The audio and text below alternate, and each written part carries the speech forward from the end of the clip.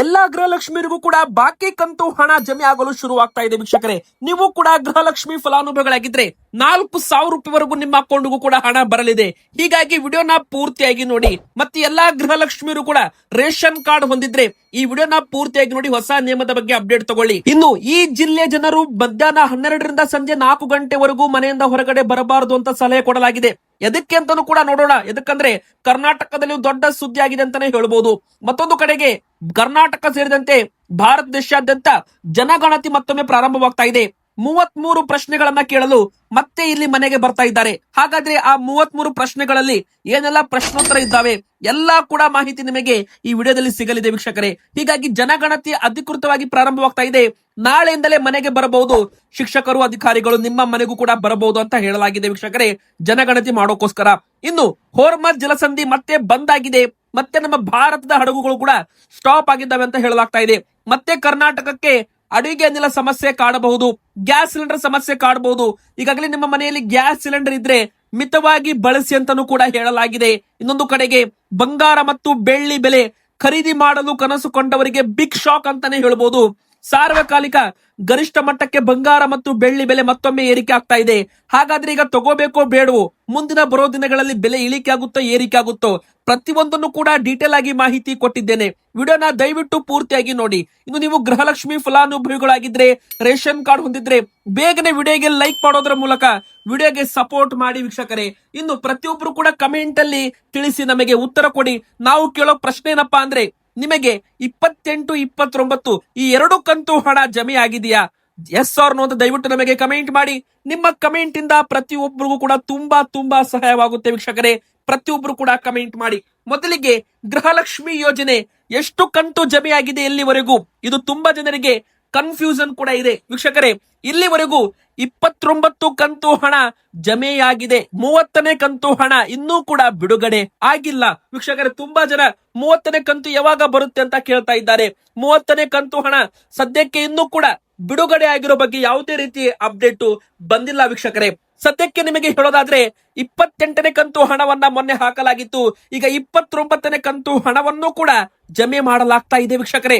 ತುಂಬಾ ಜನ ಗೃಹಲಕ್ಷ್ಮಿಯವರು ನಮಗೆ 29ನೇ ಕಂತು ಹಣ ಬಂದಿದೆ ಅಂತ ಕಮೆಂಟ್ ಮಾಡ್ತಾ ಇದ್ದಾರೆ. ಆದ್ರೆ ಕೆಲವರು ನಮಗೆ 28 ಬಂದಿಲ್ಲ, 29 2 ಕಂತು ಹಣ ಬಂದಿಲ್ಲ ಅಂತ ಹೇಳ್ತಾ ಇದ್ದಾರೆ ವೀಕ್ಷಕರೇ. ಇಲ್ಲಿ ನೋಡಿ, ನಿನ್ನೆ ಮತ್ತೆ ತುಂಬಾ ಜನರಿಗೆ 29ನೇ ಕಂತು ಹಣ ಕೂಡ ಜಮೆಯಾಗಿದೆ. ಹಾಗಾದ್ರೆ ಕರ್ನಾಟಕ ರಾಜ್ಯಾದ್ಯಂತ ಒಟ್ಟು ಒಂದು ಗೃಹಲಕ್ಷ್ಮಿ ಅಕೌಂಟ್ಗೆ 58,000 ರೂಪಾಯಿ ಹಣ ಬಂದಿದೆ ಅಂತ ಅರ್ಥ. 29ನೇ ಕಂತು ಹಣ ಬಂದಿದ್ರೆ ಇಲ್ಲಿ ಮುಖ್ಯ ಪ್ರಶ್ನೆ ಏನಪ್ಪಾ ಅಂದ್ರೆ, ನಿಮಗೆ ಇನ್ನೂ ಕೂಡ ಹಣ ಬಂದಿಲ್ಲ ಅಂದ್ರೆ 29ನೇ ಕಂತು, ನೀವು ಚಿಂತೆ ಮಾಡಬೇಡಿ. ಎದಕ್ಕಂದ್ರೆ ವೀಕ್ಷಕರೇ, ಇನ್ನು 3 ರಿಂದ 4 ದಿನ ಬೇಕಾಗುತ್ತೆ. 1,25,00,000 ಗೃಹಲಕ್ಷ್ಮಿಯರು ಇದ್ದಾರೆ. ಪ್ರತಿಯೊಬ್ಬರ ಅಕೌಂಟ್ಗೂ ಕೂಡ ಹಣ ಬರಬೇಕಂದ್ರೆ ಇಲ್ಲಿ ಸ್ವಲ್ಪ ಸಮಯ ಕೂಡ ಬೇಕಾಗುತ್ತೆ ವೀಕ್ಷಕರೇ. ಹೀಗಾಗಿ ನೀವು ಸ್ವಲ್ಪ ಸಮಯ ಕಾಯಬೇಕಾಗುತ್ತೆ. ಹಣ ಬಂದಿಲ್ಲ ಅಂದ್ರೆ, ಒಂದು ವೇಳೆ ನಿಮಗೆ 6 ತಿಂಗಳಿನಿಂದ ಹಣ ಬಂದಿಲ್ಲ ಅಂದ್ರೆ, 3 ತಿಂಗಳಿನಿಂದ ಹಣ ಬಂದಿಲ್ಲ ಅಂದ್ರೆ, ಈ ವರ್ಷ ಜನವರಿ, ಫೆಬ್ರವರಿ, ಮಾರ್ಚ್ ಹಣ ಬಂದಿಲ್ಲ ಅಂದ್ರೆ ವೀಕ್ಷಕರೇ, ನೀವು ಗೃಹಲಕ್ಷ್ಮಿ ಹೆಲ್ಪ್ ಲೈನ್ ನಂಬರ್ಗೆ ಕರೆ ಮಾಡಬಹುದು ಅಥವಾ ನಿಮ್ಮ ರೇಷನ್ ಕಾರ್ಡ್ ಅನ್ನ ನೀವು ಚೆಕ್ ಮಾಡಬೇಕಾಗುತ್ತೆ. ಒಂದು ವೇಳೆ ನಿಮ್ಮ ಒಂದು ಗೃಹಲಕ್ಷ್ಮಿಯರಾಗಿರ್ಬೋದು, ಗೃಹಲಕ್ಷ್ಮಿಯರ ಯಜಮಾನರು ತೆರಿಗೆ ಪಾವತಿ ಮಾಡ್ತಾ ಇದ್ರೆ, ಬಿಸ್ನೆಸ್ ಮಾಡ್ತಾ ಇದ್ದು GST ರಿಟರ್ನ್ಸ್ ಅನ್ನ ಮಾಡ್ತಾ ಇದ್ರೆ, ಅಂತವರಿಗೆ ಗೃಹಲಕ್ಷ್ಮಿ ಹಣ ಇನ್ ಮುಂದೆ ಬರೋದಿಲ್ಲ ಅಂತ ಹೇಳಲಾಗಿದೆ. ಇನ್ನು ಒಂದು ಮನೆಗೆ ಒಂದು ಗೃಹಲಕ್ಷ್ಮಿ ಮಾತ್ರ ಅಂತಾನೂ ಕೂಡ ಹೇಳಲಾಗಿದೆ ವೀಕ್ಷಕರೇ. ಅಂದ್ರೆ ನೋಡಿ, ಒಂದು ಮನೆಗೆ ಒಂದು ರೇಷನ್ ಕಾರ್ಡ್ ಅಲ್ಲಿ ಒಬ್ರು ಯಜಮಾನಿ ಸ್ಥಾನ ಇರ್ತಾರೆ. ಆ ಒಂದು ಯಜಮಾನಿ ಸ್ಥಾನದಲ್ಲಿ ಯಾರು ಇರ್ತಾರೆ ಅವರಿಗೆ ಮಾತ್ರ ಗೃಹಲಕ್ಷ್ಮಿ ಹಣ. ಇಲ್ಲಿ ಏನಾಗಿದೆ ಅಂದ್ರೆ, ಒಂದೇ ಮನೆಯಲ್ಲಿ ಇಟ್ಕೊಂಡು 2-3 ಗೃಹಲಕ್ಷ್ಮಿ ಯೋಜನೆಗೆ ಅರ್ಜಿ ಹಾಕಿ ಮೊದಲು ಹಣ ಪಡೆದುಕೊಂಡಿದ್ದಾರೆ. ಅಂತವರನ್ನು ಕೂಡ ಪತ್ತೆ ಹಚ್ಚಲಾಗಿದೆ ವೀಕ್ಷಕರೇ. ಇನ್ನು ಮುಖ್ಯವಾಗಿ ಹೇಳ್ಬೇಕಂದ್ರೆ, ನೀವು ಕೂಡ ರೇಷನ್ ಕಾರ್ಡ್ ಹೊಂದಿದ್ರೆ ನಿಮ್ಮ ರೇಷನ್ ಕಾರ್ಡ್ ಆಕ್ಟಿವ್ ಇದೆಯಲ್ಲ ಅಂತ ಚೆಕ್ ಮಾಡಿಕೊಳ್ಳಿ. ಬನ್ನಿ ಈಗ ಮತ್ತೊಂದು ದೊಡ್ಡ ಬ್ರೇಕಿಂಗ್ ನ್ಯೂಸ್ ಏನಂತ ನೋಡೋಣ. ಈ 1-2 ಜಿಲ್ಲೆ ಜನರು ಸ್ವಲ್ಪ ಹುಷಾರಾಗಿರ್ಬೇಕು. ಮಧ್ಯಾಹ್ನ 12 ಗಂಟೆ ಮೇಲೆ 4 ಗಂಟೆವರೆಗೂ ಅನಾವಶ್ಯಕವಾಗಿ ಹೊರಬರದಂತೆ ಸಾರ್ವಜನಿಕರಿಗೆ ಮನವಿ ಮಾಡಲಾಗಿದೆ. ಹವಾಮಾನ ಇಲಾಖೆಯಿಂದ ಮುನ್ನೆಚ್ಚರಿಕೆ ಕೊಡಲಾಗಿದೆ ವೀಕ್ಷಕರೇ. ಅತಿ ಹೆಚ್ಚು ಉಷ್ಣಾಂಶ ದಾಖಲಾದ ಹಿನ್ನೆಲೆ ಹೇಳಲಾಗ್ತಾ ಇದೆ. ಹೌದು, ನಮ್ಮ ಕರ್ನಾಟಕದಲ್ಲಿ ಅತಿ ಹೆಚ್ಚು ಕಲಬುರಗಿ ಜಿಲ್ಲೆಯಲ್ಲಿ 45 ಡಿಗ್ರಿ ಉಷ್ಣಾಂಶ ದಾಖಲಾಗಿದೆ. ಈಗ ಆರೆಂಜ್ ಅಲರ್ಟ್ ಕೂಡ ಘೋಷಣೆ ಮಾಡಲಾಗಿದೆ ವೀಕ್ಷಕರೇ. ಅತಿ ಹೆಚ್ಚು ತಾಪಮಾನ ಕಲಬುರಗಿ ಜಿಲ್ಲೆ 1ರಲ್ಲಿ ದಾಖಲಾಗಿದ್ದು, ಕಲಬುರಗಿ ಜಿಲ್ಲೆ 4 ತಾಲೂಕಿನಲ್ಲಿ ಅತಿ ಹೆಚ್ಚು ಬಿಸಿಲು ದಾಖಲಾಗಿದೆ ವೀಕ್ಷಕರೇ.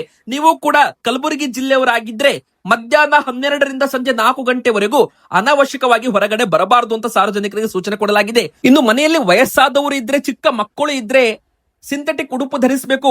ಹೆಚ್ಚು ನೀರು ಸೇವಿಸಿ ಶ್ರಮದಾಯಕ ಕೆಲಸ ಮಾಡದಿರಿ, ಬಿಸಿಲಿನಿಂದ ರಕ್ಷಿಸಿಕೊಳ್ಳಿ ಅಂತ ಹೇಳಲಾಗಿದೆ. ಬೀದರ್, ಔರಾದ್ ಮತ್ತೆ ಬಾಗಲಕೋಟೆ, ಬೀದರ್ ಈ ಭಾಗದಲ್ಲಿ ಹೆಚ್ಚು ಅಂದ್ರೆ ಕಲಬುರಗಿ, ಬೀದರ್, ಬಾಗಲಕೋಟೆ, ಹುಬ್ಬಳ್ಳಿ, ಗದಗ, ಉತ್ತರ ಕರ್ನಾಟಕದ ಭಾಗದಲ್ಲಿ ಹೆಚ್ಚು ಉಷ್ಣಾಂಶ ದಾಖಲಾಗಿದೆ. ಹೀಗಾಗಿ ಆರೆಂಜ್ ಅಲರ್ಟ್ ಘೋಷಣೆ ಮಾಡಿರೋದ್ರಿಂದ ಮಧ್ಯಾಹ್ನ 12 ಗಂಟೆಯಿಂದ 4 ಗಂಟೆವರೆಗೂ ಬಿಸಿಲಿನ ಪ್ರಮಾಣ ಜಾಸ್ತಿ ಆಗೋದ್ರಿಂದ ಜನರು ಆದಷ್ಟು ಸೇಫ್ ಆಗಿರಬೇಕು ಅಂತ ಹವಾಮಾನ ಇಲಾಖೆ ಹೇಳಿರುವಂತದ್ದು ಉತ್ತರ ಕರ್ನಾಟಕದ ಕಲಬುರಗಿ ಜಿಲ್ಲೆಯಲ್ಲಿ. ಇನ್ನು ಸ್ಟೇಟ್ ಆಫ್ ಹಾರ್ಮೋಸ್, ಈ ಹಾರ್ಮೋಸ್ ಮೂಲಕವೇ ಭಾರತಕ್ಕೆ ಕಚ್ಚಾ ತೈಲವಾಗಿರ್ಬೋದು, ಅಡುಗೆ ಅನಿಲ ಆಗಿರ್ಬೋದು, ಆಟೋ LPG ಎಲ್ಲಾ ಕೂಡ ಸಪ್ಲೈ ಆಗ್ತಾ ಇದೆ. ಆದ್ರೆ ನೋಡಿ ವೀಕ್ಷಕರೇ, ಒಂದು ವೇಳೆ ಸ್ಟೇಟ್ ಆಫ್ ಹಾರ್ಮೋಸ್ ಬಂದಾದ್ರೆ ಭಾರತಕ್ಕೆ ಕಚ್ಚಾ ತೈಲ ಬೆಲೆಯಲ್ಲಿ ಏರಿಕೆ, ಪೆಟ್ರೋಲ್ ಡೀಸೆಲ್ ಬೆಲೆ ಏರಿಕೆ ಸೇರಿದಂತೆ ಅಡುಗೆ ಅನಿಲ ಸಮಸ್ಯೆ ಕೂಡ ಕಾಡುತ್ತೆ ಅಂತ ಹೇಳ್ಬಹುದು. ಈಗ ನೋಡಿ, ನರೇಂದ್ರ ಮೋದಿಜಿಯವರ ಜೊತೆಗೆ ಟ್ರಂಪ್ ಅವರು ಫೋನ್ ನಲ್ಲಿ ಮಾತುಕತೆ ಮಾಡಿದ್ದಾರಂತೆ. ಕದನ ವಿರಾಮ ಬಳಿಕ ನರೇಂದ್ರ ಮೋದಿಜಿಯವರ ಹೇಳಿಕೆ ಬಂದಿದೆ. ಕೊಲ್ಲಿಯಲ್ಲಿ ಮತ್ತೆ ಯುದ್ಧದ ಭೀತಿ ಶುರುವಾಗಿದೆ. ಈ ಹೊತ್ತಿನಲ್ಲಿ ಅಮೆರಿಕ ಅಧ್ಯಕ್ಷ ಖುದ್ದು ಡೊನಾಲ್ಡ್ ಟ್ರಂಪ್ ಮಂಗಳವಾರ ಭಾರತದ ಪ್ರಧಾನಿ ನರೇಂದ್ರ ಮೋದಿಜಿ ಅವರಿಗೆ ದೂರವಾಣಿ ಕರೆ ಮಾಡಿ 40 ನಿಮಿಷಗಳ ಕಾಲ ಸುದೀರ್ಘವಾದ ಚರ್ಚೆಯನ್ನ ಮಾಡಿದ್ದಾರೆ. ಈ ವೇಳೆ ಉಭಯ ನಾಯಕರು ಹೋರ್ಮಜ್ ಜಲಸಂಧಿ ಸದ್ಯದ ಸ್ಥಿತಿ ಸೇರಿದಂತೆ ಯುದ್ಧಕ್ಕೆ ಸಂಬಂಧಪಟ್ಟ ಹಲವು ವಿಷಯಗಳ ಬಗ್ಗೆ ಚರ್ಚೆ ಕೂಡ ಮಾಡಿದ್ದಾರೆ. ಅಂದ್ರೆ ಇಲ್ಲಿ ನೋಡಿ, ನರೇಂದ್ರ ಮೋದಿಜಿ ಅವರು ಕೂಡ ಈಗ ಶಾಂತಿಕ ಮಾತುಕತೆಯನ್ನ ಮಾಡಬಹುದು, ಆದಷ್ಟು ಸ್ಟೇಟ್ ಆಫ್ ಹಾರ್ಮೋಸ್ ಅನ್ನ ಸೇಫ್ ಆಗಿಡ್ಬೇಕು, ಓಪನ್ ಆಗಿಡ್ಬೇಕು ಅಂತ ಒಂದು ಹೇಳಿಕೆಯನ್ನು ಕೂಡ ಇಲ್ಲಿ ಕೊಟ್ಟಿರುವಂತದ್ದು. ಹೀಗಾಗಿ ಮುಂದಿನ ಬರೋ ದಿನಗಳಲ್ಲಿ ಏನಾಗುತ್ತೆ ಅಂತ ಕಾದು ನೋಡಬೇಕಾಗಿದೆ. ಮತ್ತೊಂದು ಕಡೆಗೆ ತೈಲ ಕಂಪನಿಗಳಿಗೂ ಕೂಡ ದೊಡ್ಡ ನಷ್ಟವಾಗ್ತಾ ಇದೆ ಅಂತ ಹೇಳಲಾಗ್ತಾ ಇದೆ. ಭಾರತಕ್ಕೆ ಮತ್ತೆ LPG ಸಿಲಿಂಡರ್ ಬರ ಆಗ್ಬಹುದು. ಅಂದ್ರೆ ಹೋರ್ಮಜ್ ನಲ್ಲಿ ನಿಂತಿದ್ದಾವೆ ತೈಲ ಅನಿಲ ಹಡಗುಗಳು. ಅಂದ್ರೆ ಒಂದೇ ಕಡೆಗೆ ಅದನ್ನ ಬ್ಲಾಕ್ ಮಾಡಲಾಗಿದೆ. ಕೇವಲ ಇರಾನ್ ದೇಶದವರು ಬ್ಲಾಕ್ ಮಾಡಿದ್ರು ಇಷ್ಟು ದಿನ, ಆದ್ರೆ ಈಗ ಅಮೆರಿಕದವರು ಕೂಡ ಅದರ ಸುತ್ತ ತಮ್ಮ ನೇವೀಸ್ ಗಳನ್ನ ಇಟ್ಟಿದ್ದಾರೆ. ಹೀಗಾಗಿ ಭಾರತಕ್ಕೆ ಸೇರಿದಂತೆ ಚೀನಾ, ರಷ್ಯಾ ಎಲ್ಲದಕ್ಕೂ ಕೂಡ ಈಗ ದೊಡ್ಡ ಸಮಸ್ಯೆ ಆಗ್ಬಹುದು. ಇನ್ನು ಈ ಯುದ್ಧಕ್ಕೆ ಈಗ ಅಮೆರಿಕ, ಇಸ್ರೇಲ್, ಇರಾನ್ ಈ 3 ದೇಶದ ನಡುವೆ ಯುದ್ಧ ಇದೆ. ಒಂದು ವೇಳೆ ಈ ಸ್ಟೇಟ್ ಆಫ್ ಹಾರ್ಮೋಸ್ ಬಂದ್ ಮಾಡಿದ್ದಕ್ಕೆ ಚೀನಾ ದೇಶದವರಿಗೆ, ಅಂದ್ರೆ ಚೀನಾ ಕಂಟ್ರಿಗೆ ತುಂಬಾನೇ ಪೆಟ್ಟು ಬೀಳಲಿದೆ ಅಂತೆ. ಚೈನಾದವರು ಈಗ ಏನ್ ಬೇಕಾದ್ರೂ ಮಾಡಬಹುದು. ಚೈನಾದವರು ಕೂಡ ಇರಾನ್ಗೆ ಸಪೋರ್ಟ್ ಮಾಡಿ ಈ ಯುದ್ಧಕ್ಕೆ ಇಳಿದ್ರೆ 3ನೇ ಮಹಾಯುದ್ಧಕ್ಕೆ ಕಾರಣ ಕೂಡ ಆಗ್ಬಹುದು ಅಂತ ಟೆನ್ಷನ್ ಕೂಡ ಶುರುವಾಗಿದೆ ವೀಕ್ಷಕರೇ. ಒಂದು ವೇಳೆ ಸ್ಟೇಟ್ ಆಫ್ ಹಾರ್ಮೋಸ್ ನೋಡಿ, ಈ ಜಲಸಂಧಿಯಿಂದಲೇ ಎಲ್ಲಾ ಕೂಡ ಯುದ್ಧ ಉಲ್ಟಾ ಪಲ್ಟಾ ಆಗ್ತಾ ಇದೆ. ಇಷ್ಟು ದಿನ ಓಪನ್ ಇತ್ತು, ಯುದ್ಧ ಶುರುವಾದಾಗ ಬಂದ್ ಆಯ್ತು, ಮತ್ತೆ ಓಪನ್ ಮಾಡ್ತೀವಿ ಅಂತ ಹೇಳಿದ್ರು ಕೂಡ ಈಗ ಅಮೆರಿಕದವರು ಅದನ್ನ ಬಂದ್ ಮಾಡ್ತೀನಿ ಅಂತ ಹೇಳ್ತಾ ಇದ್ದಾರೆ. ಎಲ್ಲಾ ಕೂಡ ಲೆಕ್ಕಾಚಾರ ತಲೆ ಕೆಳಗಾಗಿದೆ ಅಂತಾನೆ ಹೇಳ್ಬಹುದು. ಜಲಸಂಧಿ ಮೇಲೆ ಈಗ ಅಮೆರಿಕ ನೌಕಾಪಡೆ ಕೂಡ ಬಿಗಿ ಹಿಡಿತವನ್ನ ಸಾಧಿಸ್ತಾ ಇದೆ. ಇನ್ನು ಶಾಂತಿ ಮಾತುಕತೆ ಕೂಡ ವಿಫಲವಾಗ್ತಾ ಇದೆ. 2ನೇ ಬಾರಿ ಮತ್ತೊಮ್ಮೆ ಶಾಂತಿಕತೆ ಮಾಡೋದಾಗಿ ಹೇಳಿದ್ದಾರೆ. ಮುಂದೆ ಏನಾಗುತ್ತೆ ಅಂತ ಕಾದು ನೋಡ್ಬೇಕಾಗುತ್ತೆ ವೀಕ್ಷಕರೇ. ಒಂದು ವೇಳೆ ಯುದ್ಧ ಇದೇ ತರ ಮುಂದುವರೆದ್ರೆ ಭಾರತೀಯ ಷೇರು ಮಾರುಕಟ್ಟೆ ಮತ್ತೊಮ್ಮೆ ಕುಸಿತ ಕಾಣುತ್ತೆ. ಕಚ್ಚಾ ತೈಲ ಬೆಲೆ ಏರಿಕೆ ಆಗುತ್ತೆ. ಇದರ ಹಿನ್ನೆಲೆ ಪೆಟ್ರೋಲ್ ಡೀಸೆಲ್ ಬೆಲೆ ಏರಿಕೆ ಆಗುತ್ತೆ.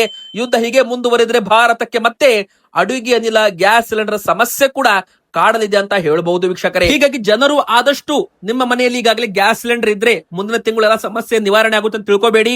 ಮುಂದಿನ ತಿಂಗಳು ಮತ್ತಷ್ಟು ಸಮಸ್ಯೆ ಜಾಸ್ತಿ ಆಗ್ಬಹುದು. ಗ್ಯಾಸ್ ಸಿಲಿಂಡರ್ ನಿಯಮಿತವಾಗಿ ಬಳಸಿ, ಮಿತವಾಗಿ ಬಳಸಿ. ಅನಾವಶ್ಯಕವಾಗಿ ಗ್ಯಾಸ್ ಸಿಲಿಂಡರ್ ಅನ್ನ ವೇಸ್ಟ್ ಮಾಡಬೇಡಿ ವೀಕ್ಷಕರೇ. ಇದು ನಿಮಗೆ ಸಲಹೆ ನಾವು ಕೊಡ್ತಾ ಇಲ್ಲ. ಆಹಾರ ಸಚಿವರು KH ಮುನಿಯಪ್ಪ ಅವರು ಕೂಡ ಮೊನ್ನೆ ಇದೇ ಮಾತನ್ನ ಹೇಳಿದ್ದಾರೆ. ಬನ್ನಿ ಈಗ ಮತ್ತೊಂದು ದೊಡ್ಡ ಬ್ರೇಕಿಂಗ್ ನ್ಯೂಸ್ ಏನಂತ ನೋಡೋಣ. 33 ಪ್ರಶ್ನೆ ಕೇಳಲು ಮನೆಗೆ ಬರ್ತಾ ಇದ್ದಾರೆ. ಹೌದು, 1 ತಿಂಗಳ ಕಾಲ ಮನೆಗಳ ಪಟ್ಟಿ ತಯಾರಿಕೆ, ಮನೆಗೆ ಭೇಟಿ ಕೊಟ್ಟು ಮನೆಗಳ ಸ್ಥಿತಿಗತಿ, ಮೂಲ ಸೌಕರ್ಯ, ಆಸ್ತಿ ವಿವರ ಸಂಗ್ರಹವನ್ನ ಮಾಡಲಿದ್ದಾರೆ ವೀಕ್ಷಕರೇ. ಹೌದು, ಈಗಾಗಲೇ ರಾಜ್ಯಗಳಲ್ಲಿ ಸೆಪ್ಟೆಂಬರ್ 30ರವರೆಗೂ, ಕರ್ನಾಟಕದಲ್ಲೂ ಕೂಡ ಸೆಪ್ಟೆಂಬರ್ 30ನೇ ತಾರೀಕಿನವರೆಗೂ, ಅಂದ್ರೆ ಬರೋಬ್ಬರಿ ಇನ್ನು 1-2 ತಿಂಗಳವರೆಗೂ ಕರ್ನಾಟಕದಲ್ಲಿ ಇಲ್ಲಿ ಜನಗಣತಿ ಕಾರ್ಯಕ್ರಮ ಶುರುವಾಗುತ್ತೆ. ಈಗಾಗಲೇ 2 ಲಕ್ಷಕ್ಕೂ ಹೆಚ್ಚು ಗಣತಿದಾರರನ್ನ ನಿಯೋಜಿಸಲಾಗಿದೆ ಅಂತ ಹೇಳಲಾಗಿದ್ದು, ಎಲ್ಲಾ ಜಿಲ್ಲೆಗಳಲ್ಲೂ ಕೂಡ ಗಣತಿ ಕಾರ್ಯ ನಡೆಯುತ್ತೆ. ಅಂದ್ರೆ ನಿಮ್ಮ ಮನೆಗೆ ಮತ್ತೆ ಈಗ ಶಿಕ್ಷಕರು ಬರ್ತಾರೆ. ಗಣತಿದಾರರು ಈ ಸಮಯದಲ್ಲಿ ಮನೆಗಳ ಸ್ಥಿತಿಗತಿಗಳ ಬಗ್ಗೆ ಕೇಳ್ತಾರೆ. ಆಸ್ತಿಗಳ ಮತ್ತು ಮನೆಗಳ ಸೌಕರ್ಯಗಳಿಗೆ ಸಂಬಂಧಪಟ್ಟ ವಿವರಗಳನ್ನ ಕೇಳಲಿದ್ದಾರೆ. ಮೊದಲ ಹಂತದಲ್ಲಿ ಜನಗಣತಿಗೆ 33 ಪ್ರಶ್ನೆಗಳನ್ನ ಸೇರಿಸಲಾಗಿದೆ ಅಂತ ಹೇಳಲಾಗಿದೆ ವೀಕ್ಷಕರೇ. ಅಂದ್ರೆ 33 ಪ್ರಶ್ನೆಗಳಲ್ಲಿ ನಿಮ್ದು ವೈಯಕ್ತಿಕ ಮಾಹಿತಿ, ಶಿಕ್ಷಣ, ಉದ್ಯೋಗ, ಮನೆ ಮತ್ತು ಸೌಲಭ್ಯಗಳು ಮತ್ತು ಆಸ್ತಿ ವಿವರ, ಕುಟುಂಬ ಮಾಹಿತಿ, ಆರೋಗ್ಯ ಮತ್ತು ಇತರೆ ಎಲ್ಲವನ್ನು ಕೂಡ ಇಲ್ಲಿ ಪ್ರಶ್ನೆಗಳನ್ನ ಕೇಳಲಿದ್ದಾರೆ ವೀಕ್ಷಕರೇ. ಅಂದ್ರೆ ನೀವೇನ್ ಕೆಲಸ ಮಾಡ್ತೀರಾ, ಓದು ಬರಹ ಬರುತ್ತಾ, ಜಾತಿ ಯಾವುದು, ಧರ್ಮ ಯಾವುದು, ಹೆಸರು, ಕುಟುಂಬದ ಮುಖ್ಯಸ್ಥರೊಂದಿಗೆ ಇರುವ ಸಂಬಂಧ, ಪ್ರತಿಯೊಂದನ್ನು ಕೂಡ ಅಂದ್ರೆ ಮಾತೃಭಾಷೆ ಆಗಿರ್ಬೋದು, ಶಾಲೆ ಕಾಲೇಜ್ ಹಾಜರಾತಿ, ವಿದ್ಯಾಭ್ಯಾಸ ಮಟ್ಟ, ಕೆಲಸದ ಪ್ರಕಾರ, ಉದ್ಯೋಗ ಕ್ಷೇತ್ರ, ಆದಾಯದ ಮೂಲ, ಮನೆ ಸ್ವಂತ ಇದೆಯಾ, ಬಾಡಿಗೆ ಇದೆಯಾ, ಅಂದ್ರೆ ಕೊಠಡಿಗಳ ಸಂಖ್ಯೆ, ಕುಡಿಯುವ ನೀರಿನ ಮೂಲ ಸೌಕರ್ಯ ಇದೆಯಾ, ಶೌಚಾಲಯ ಸೌಲಭ್ಯ ಇದೆಯಾ, ಪ್ರತಿಯೊಂದನ್ನು ಕೂಡ ಇಲ್ಲಿ 33 ಪ್ರಶ್ನೆಗಳನ್ನ ಕೇಳಲಿದ್ದಾರೆ. ಪ್ರತಿಯೊಬ್ರು ಕೂಡ ಇದಕ್ಕೆ ಉತ್ತರವನ್ನ ಕೊಡಬಹುದು. ಬನ್ನಿ ಈಗ ಬಂಗಾರ ಮತ್ತು ಬೆಳ್ಳಿ ಬೆಲೆ ಬಗ್ಗೆನೂ ಕೂಡ ಮಾತಾಡೋಣ ವೀಕ್ಷಕರೇ. ಈಗ ನೋಡಿ, ಯುದ್ಧಗಳು ಪ್ರಾರಂಭವಾದಾಗ ಬಂಗಾರ ಬೆಳ್ಳಿ ಬೆಲೆ ಏರಿಕೆ ಆಗುತ್ತೆ, ಎಲ್ಲರಿಗೂ ಕೂಡ ಗೊತ್ತೇ ಇದೆ. ಎದಕ್ಕಂದ್ರೆ ಬಂಗಾರದಲ್ಲಿ ಹೂಡಿಕೆ ಮಾಡೋರು ಸೇಫ್ ಅಸೆಟ್ ಅಂತ, ಅಂದ್ರೆ ಬಂಗಾರ ಅಂದ್ರೆ ಒಂದು ಸೇಫ್ ಅಂತ ಇಲ್ಲಿ ಹೂಡಿಕೆದಾರರು ತಮ್ಮ ಒಂದು ಇಮ್ಯಾಜಿನೇಷನ್ ಅನ್ನ ಇಲ್ಲಿ ಮಾಡಿರುವಂತದ್ದು. ಹೀಗಾಗಿ ಬಂಗಾರದ ETF ಆಗಿರ್ಬೋದು, ಬಂಗಾರದ ಶೇರ್ಸ್ ಆಗಿರ್ಬೋದು, ಇನ್ನು ಬಂಗಾರದ ಮಾರ್ಕೆಟ್ ಅಲ್ಲಿ ಅಂಗಡಿಗಳಲ್ಲಿ ಬೆಲೆ ಕೂಡ ಏರಿಕೆ ಮಾಡಲಾಗಿದೆ. ಅಂದ್ರೆ ನೋಡಿ, ಇಂಟರ್ನ್ಯಾಷನಲ್ ಲೆವೆಲ್ ಅಲ್ಲಿ ಬಂಗಾರಕ್ಕೆ ಈಗ ಡಿಮ್ಯಾಂಡ್ ಮತ್ತೆ ಶುರುವಾಗಿದೆ. ಸಾರ್ವಕಾಲಿಕ ದಾಖಲೆಯತ್ತ ಮತ್ತೆ ಬಂಗಾರ ಸಾಕ್ತಾ ಇದೆ ವೀಕ್ಷಕರೇ. ಈಗ ನೋಡಿ, ಬಂಗಾರದ ಬೆಲೆ ತುಂಬಾ ದಿನದ ನಂತರ ಮತ್ತೆ 1,55,000 ರೂಪಾಯಿ ಗಡಿ ದಾಟಿದೆ 10 ಗ್ರಾಮ್ಗೆ. ಹೌದು, ಈಗಾಗಲೇ ಬೆಳ್ಳಿ ಕೂಡ ಒಂದೇ ಒಂದು ದಿನ 1 ಕೆಜಿಗೆ 15,000 ರೂಪಾಯಿ ಅಷ್ಟು ಏರಿಕೆ ಆಗಿದೆ. ಮಲ್ಟಿ ಕಮೋಡಿಟಿ ಎಕ್ಸ್ಚೇಂಜ್ ಅಲ್ಲೂ ಕೂಡ ಬಂಗಾರ ಬೆಳ್ಳಿ ವ್ಯಾಲ್ಯೂ ಎರಡೂ ಕೂಡ ಭರ್ಜರಿ ಏರಿಕೆ ಆಗಿದೆ. ಹೀಗಾಗಿ ನೀವೇನಾದ್ರೂ ಬಂಗಾರ ಬೆಳ್ಳಿ ಖರೀದಿ ಮಾಡಲು ಪ್ಲಾನ್ ಮಾಡ್ತಾ ಇದ್ರೆ ಈಗ ನೋಡಿ, ಬೆಲೆ ಮತ್ತೆ ಏರಿಕೆ ಆಗಲು ಶುರುವಾಗಿದೆ. ಇನ್ನು 2026 ಡಿಸೆಂಬರ್ ಹೊತ್ತಿಗೆ ಬಂಗಾರದ ಬೆಲೆ ಮತ್ತಷ್ಟು ಏರಿಕೆ ಆಗೋ ಮುನ್ಸೂಚನೆ ಕೂಡ ಕಾಣ್ತಾ ಇದೆ ವೀಕ್ಷಕರೇ. ಎದಕ್ಕಂದ್ರೆ ಜಾಗತಿಕ ಅನಿಶ್ಚಿತತೆ, ಡಾಲರ್ ಬಲವಾದ್ರೆ, ಕಚ್ಚಾ ತೈಲ ಬೆಲೆ ಏರಿಕೆ ಆದ್ರೆ ಎಲ್ಲಾ ಫ್ಯಾಕ್ಟರ್ಸ್ ಗಳು ಬಂಗಾರವನ್ನ ಏರಿಕೆ ಇಳಿಕೆ ಮಾಡುತ್ತೆ. ಈಗ ಮುಖ್ಯವಾಗಿ ಬಂಗಾರದ ಬೆಲೆ ಎಷ್ಟಾಗಿದೆ ಅಂದ್ರೆ ಒಂದೇ ದಿನ 1,300 ರೂಪಾಯಿ 10 ಗ್ರಾಮ್ ಮೇಲೆ ಏರಿಕೆ ಆಗೋದ್ರ ಮೂಲಕ 1,55,500 ರೂಪಾಯಿ ಆಗಿದೆ 24 ಕ್ಯಾರೆಟ್ 10 ಗ್ರಾಮ್ ಚಿನ್ನ. ಇನ್ನು ಬೆಳ್ಳಿ 1 ಕೆಜಿಗೆ 2,70,000 ರೂಪಾಯಿ ಆಗಿದೆ. 2,55,000 ರೂಪಾಯಿ ಇತ್ತು ನಿನ್ನೆ. ಒಂದೇ ದಿನ 1 ಕೆಜಿಗೆ 15,000 ರೂಪಾಯಿ ಏರಿಕೆಯಾಗಿ 2,70,000 ರೂಪಾಯಿ ಆಗಿದೆ. ನಿಮ್ಮ ಪ್ರಕಾರ ಬಂಗಾರ ಬೆಳ್ಳಿ ಬೆಲೆ ಎಷ್ಟಾಗಬೇಕು ದಯವಿಟ್ಟು ಕಮೆಂಟ್ ಮಾಡಿ. ವಿಡಿಯೋ ಇಷ್ಟ ಆದ್ರೆ ವಿಡಿಯೋಗೆ ಲೈಕ್ ಮಾಡಿ, ಚಾನಲ್ಗೆ ಸಬ್ಸ್ಕ್ರೈಬ್ ಆಗಿಲ್ಲ ಅಂದ್ರೆ ದಯವಿಟ್ಟು ಸಬ್ಸ್ಕ್ರೈಬ್ ಆಗಿ.